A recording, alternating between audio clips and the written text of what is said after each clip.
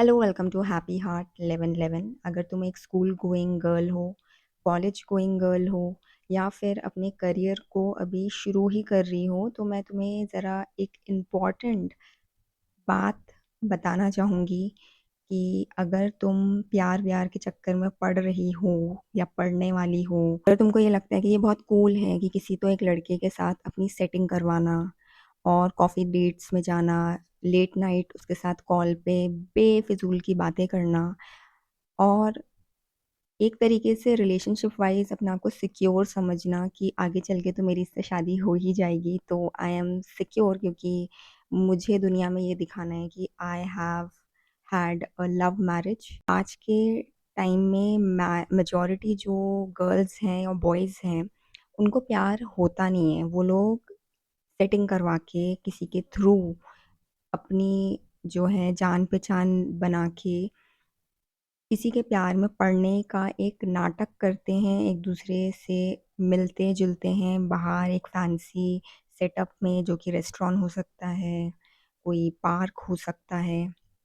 और उसको वो समझते हैं कि they are in love. Actually it is nothing different than a arrange marriage, because आप अरेंज ही कर रहे हो अपना पार्टनर। बस डिफरेंट ये होता है इस टाइम कि आप खुद अरेंज कर रहे हो या आपका कोई दोस्त आपके लिए अरेंज कर रहा है, आपके पेरेंट्स नहीं कर रहे हैं। एंड इस बात में कोई प्रॉब्लम नहीं है, you can do it if it works out for you. But early stages में जब आप इतने मैच्योर नहीं होते हो, specially if you are a girl and in this era, होता क्या है कि आप बहुत सारे गलत रास्तों में चले जाते हो, बहक जाते हो, इन्फ्लुएंस बहुत जल्दी हो जाते हो, क्योंकि रिलेशनशिप को लेकर भी बहुत सारे गलत इन्फॉर्मेशन इंटरनेट की दुनिया में और इन जनरल पेयर ग्रुप में बहुत फैलाई जाती है, जिसको आपको लगता है कि बहुत कूल है, बहुत ही नॉर्मल है, बट ऐसा है नहीं। वो सिर्फ आपको चने के झाड़ में चढ़ा रहे हैं और आप चने के झाड़ में चढ़ते जा रहे हो, और बाद में आप रिग्रेट करते हो लेटर लाइफ में।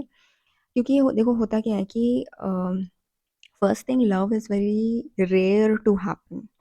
Why? Because most of the time where people are actually falling or thinking that they have fallen in love with someone, it's mostly attraction. And मैं इस बात को डिनाई नहीं करती हूँ कि attraction is a very important part in falling in love with someone, but it is not the entire definition of love. क्योंकि सिर्फ अट्रैक्शन के बेसिस में लोगों की लाइफ नहीं चलती है, ठीक है? आपका लाइफस्टाइल, आपकी हैबिट्स, आपके ट्रेडिशंस, कस्टम्स और सोसाइटी के जो नॉर्म्स हैं, वो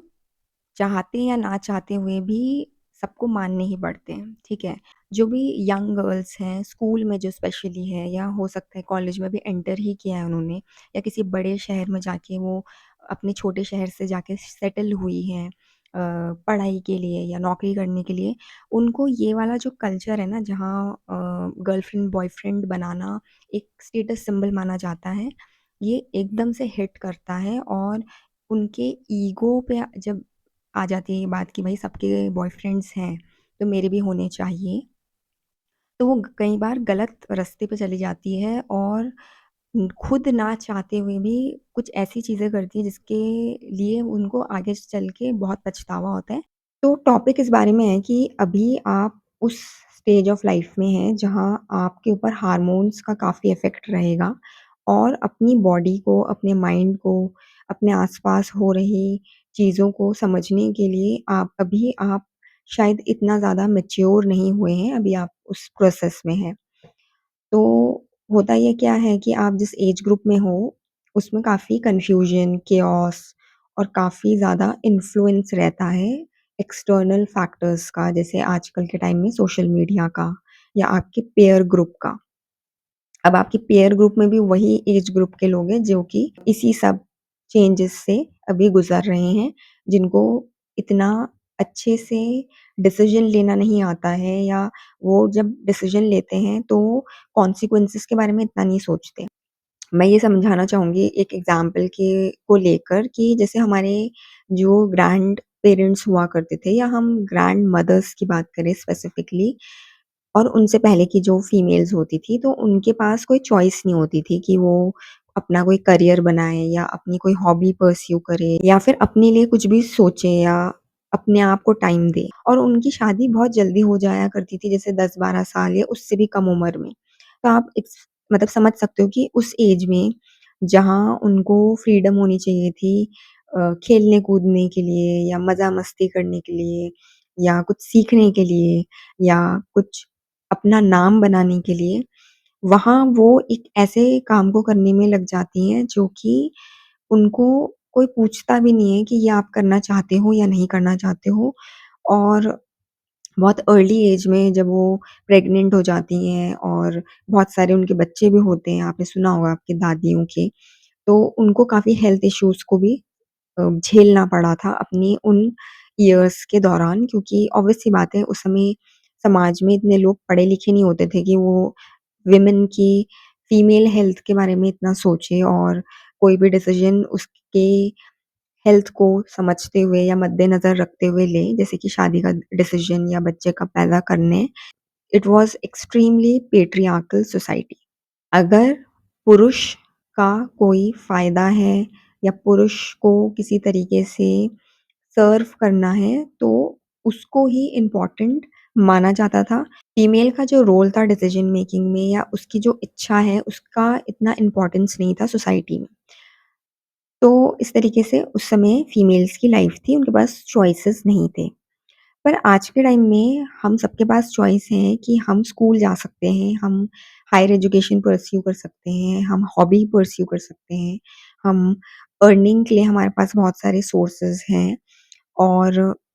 लाइफ में हम बहुत सारे डिफरेंट एक्सपीरियंसेस को ले सकते हैं apart from just learning how to take care of people और मैनेज हाउस। इसके अलावा बहुत सारी अलग और भी चीज़ें हैं जिसको हम एक्सप्लोर कर सकते हैं और हमें करना भी चाहिए, क्योंकि यंग एज वो एज होती है जहाँ हम बहुत क्यूरियस होते हैं, हमारे अंदर बहुत ज़्यादा एनर्जी होती है कि हम कुछ नया करें या नया सीखें या नया एक्सपीरियंस करें।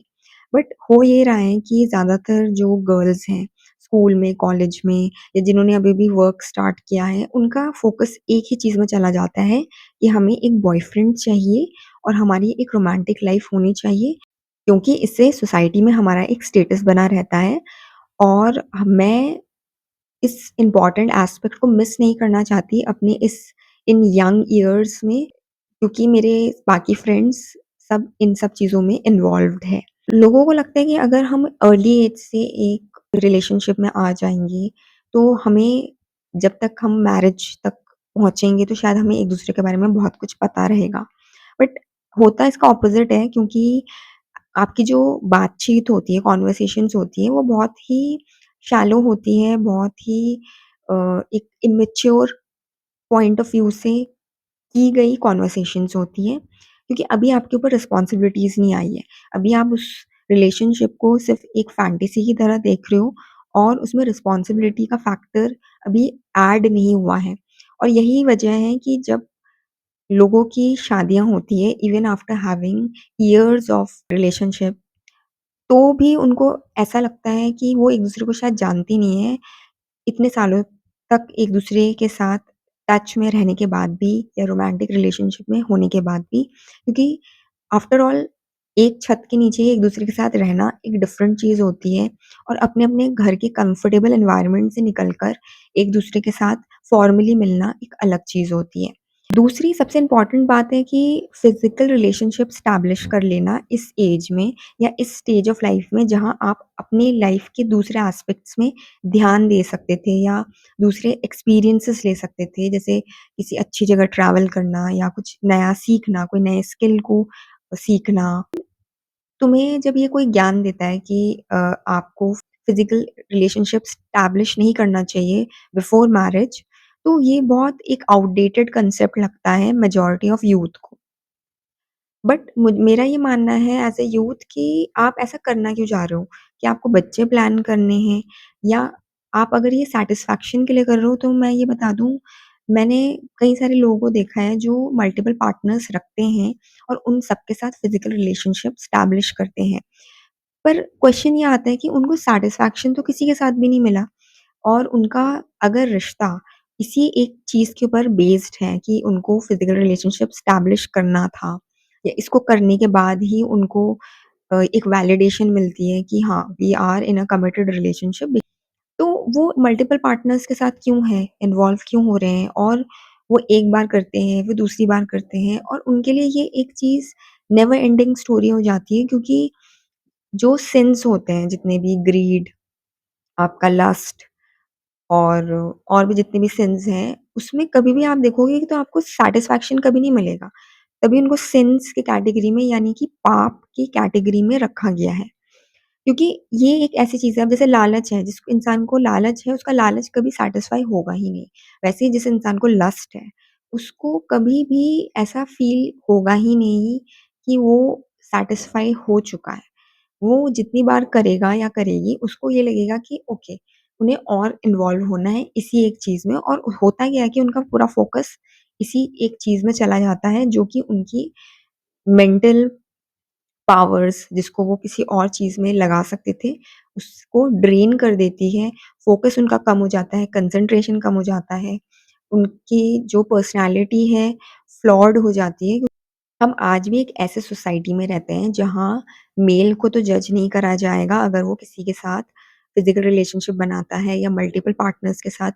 सोता है। लेकिन फीमेल को हर हाल में जज किया जाएगा, उसकी अगर शादी तय करनी होगी, तो उसके बैकग्राउंड को इस एक एस्पेक्ट को लेकर काफ़ी ज़्यादा स्क्रूटिनाइज़ किया जाता है। क्योंकि देखो, आफ्टर ऑल हमारे समाज में एक हिपोक्रेसी है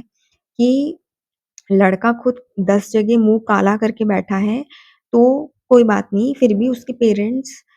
छाती ठोक के जब उसके लिए एक ब्राइड ढूँढने जाएँगे, तो वो ये सबसे पहले देखेंगे कि भैया हमें वर्जिन लड़की चाहिए। ये इग्नोर करते हुए कि उनका खुद का बेटा कितनी जगह मुँह काला करके बैठा हुआ है। ये लोगों की मानसिकता है। जैसे कि हम डाउरी के केस में कुछ नहीं कर सकते कि अब डाउरी ली जाती है। कुछ रीजन्स में ओपनली बोलकर और कुछ रीजन्स में इसको हिडन रखा जाता है लेकिन लिया जाता है। It's a part of the society और इसीलिए मैरिज भी एक काफ़ी क्वेश्चनेबल इंस्टीट्यूशन हो जाता है जब इन सारे एस्पेक्ट्स को हम देखते हैं और फिर हम क्वेश्चन करने लगते हैं कि ये कहाँ से एक सेक्रेड या इंस्टीट्यूशन है क्योंकि इसमें तो बिज़नेस ट्रांज़ैक्शन हो रहा है या it's almost like a transaction. ख़ैर वो एक डिफरेंट टॉपिक है। और सोसाइटी का भी अगर व्यू पॉइंट हम साइड में रख दें, तो मैं तुमसे ये पूछना चाहूँगी कि तुम बालिका वधू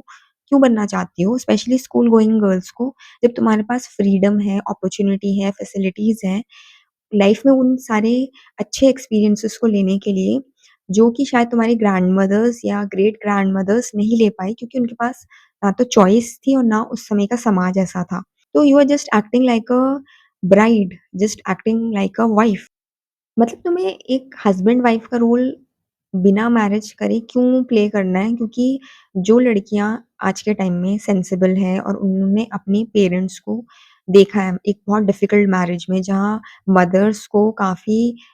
एक्सप्लॉइट किया गया है, उनको काफ़ी सप्रेस किया गया है और काफ़ी वो फ्रस्ट्रेटेड रही हैं अपनी पूरी मैरिज की जर्नी में। वो मैरिज का नाम आते ही पीछे हट जाती हैं क्योंकि उनको पता है कि जब मैरिज की बात आती है, तो वहाँ सबसे ज़्यादा एक्सपेक्टेशंस एक लड़की से ही रखे जाते हैं और उससे एक्सपेक्ट किया जाता है कि वो ही अपनी आकांक्षाओं को नीचे रखे, एडजस्टमेंट्स करे और जो है अपने आप को सेकंड रखे और अपने हस्बैंड को पहले रखे। तो वो तक बड़ी होके अगर इन सब एस्पेक्ट से दूर रहना चाह रही है, तो तुम तो अपनी उस एज में हो, गोल्डन ईयर्स में हो जहाँ तुम्हें इन सब चीज़ों के बारे में चिंता करने की या इन पचड़ों में पड़ने की ज़रूरत ही नहीं है। बट तुम अननेसेसरी उस चीज़ में अपने आप को धकेल रही हो, सिर्फ़ इसलिए क्योंकि तुम्हें लगता है कि ये बहुत कूल है। जबकि तुम सिर्फ़ एक हस्बैंड वाइफ का फेक गेम खेल रहे हो क्योंकि तुम एक्चुअली इसमें कुछ भी मीनिंगफुल नहीं कर रहे हो क्योंकि तुम्हारी रिस्पॉन्सिबिलिटी नहीं है, तुम्हारा कोई रोल या तुम्हारा कोई कर्तव्य बनता ही नहीं है। इससे बेटर है कि आप इस एज में सबके साथ फ्रेंडशिप रखो, बातें क्लियर रखो कि देखो अगर तुम फ्रेंड्स भी हो सिर्फ़ एक किसी लड़के स्पेसिफ़िक के साथ, तो हमारे बीच में इस तरीके की कोई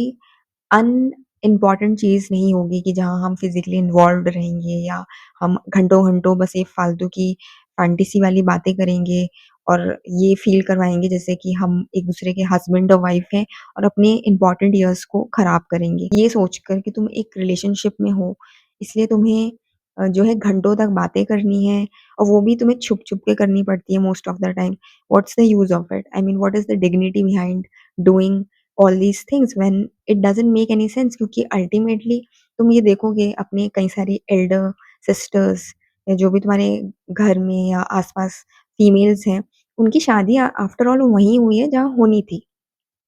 तो अपने आप को इस सिर्फ़ एक एस्पेक्ट में झोंक देने से तुम्हें कोई सैटिस्फैक्शन या लाइफ़ में कोई बड़ा कुछ अचीव नहीं होने वाला है क्योंकि मैक्सिमम केसेज़ में तुम देखोगे कि लोग इतना सोच समझ के प्यार में पड़ रहे हैं, ये सोच के कि दे विल गेट मैरिड और they will have a very have happily ever after, उनके भी डिवोर्सेस हो रहे हैं। तो it's not worth it. That's what I want to say. And don't waste your time and energy in being a Balika Vadhu at an age, in an era, in a time where you can do multiple different things which would actually add value in your life and value in your experiences. हमसे पहले कई सारी females ने बहुत सारे आंदोलन करे अपने बेसिक राइट्स को पाने के लिए जैसे वोटिंग राइट्स या काम करने की जो फ्रीडम है, पढ़ने की फ्रीडम है, स्कूल जाने के लिए या कॉलेज में कोई डिग्री परस्यू करने के लिए। तो ये सारी चीज़ें हम एक तरीके से नेग्लेक्ट कर रहे हैं और हम ये बता रहे हैं कि जो पास्ट में फीमेल्स ने इतनी लड़ाइयाँ लड़ी बेसिक राइट्स को एनफोर्स करने के लिए, उसको हम बिल्कुल अनइम्पोर्टेंट बता रहे हैं, जब हम इन सब चीज़ों में हम फँस के रह जाते हैं, एक ऐसी एज, ऐसे टाइम में जहाँ हम बहुत कुछ कर सकते हैं क्योंकि आज के टाइम में हमारे पास ज़्यादा फ्रीडम है as compare to the females of the past and they have fighted for everything which we are getting in today's time very easily. But इन सब चीज़ों में इस तरीके से मत फँसो कि जैसे तुम्हें इतनी कम उम्र में ही हस्बैंड वाइफ बनकर कोई अवार्ड हासिल होने वाला है। बस होगा तो रिग्रेट होगा, इमोशनल डैमेज होगा, अननेसेसरी डिप्रेशन होगा और फ्यूचर इयर्स में जब तुम एक्चुअली में किसी के साथ एक मीनिंगफुल रिलेशनशिप में आना चाहोगी, तो तुम्हारे माइंड में वही प्रीवियस अ, इमैच्योर रिलेशनशिप्स का बैगेज भरा हुआ रहेगा और वो तुम्हें वे डाउन करता रहेगा। So just wait for the right time and currently focus on yourself. So love yourself, be responsible, take those decisions which are important right now, and as much as possible, please stay away from these shallow pursuits of life. बाकी आपकी मर्जी, आपकी body, आपका mind और आपकी life. Thank you.